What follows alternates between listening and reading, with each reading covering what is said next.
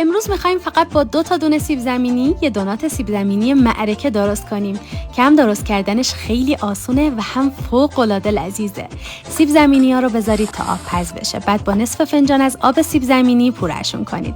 نمک و فلفل، تخم مرغ، شکر و خمیرمایه هم اضافه و مخلوط کنید. در کل 500 گرم آرد داریم که کم کم به مواد اضافه میکنیم تا جایی که خمیر لطیف بشه و به دستم نچسبه. روشو بپوشونید و 1 ساعت تو محیط آشپزخونه استراحت بدید. بعد از استراحت هوای اضافی خمیر رو بگیرید، اونو چونه کنید و دوباره نیم ساعت استراحت بدید. بعد هر دو طرفش رو توی روغن داغ سرخ کنید. بچه‌ها نکته اصلی این دونات اینه وقتی گذاشتید داخل روغن اینطوری با قاشق روش روغن بریزید تا حسابی پف بکنن. اینم از بافت بی‌نظیر دوناتامون و نگم از عطر و طعم بی‌نظیرش. امیدوارم درست کنید و لذت ببرید. اگه این آموزشمون هم دوست داشتی 3 تا دونه قلب قرمز یادتون نره.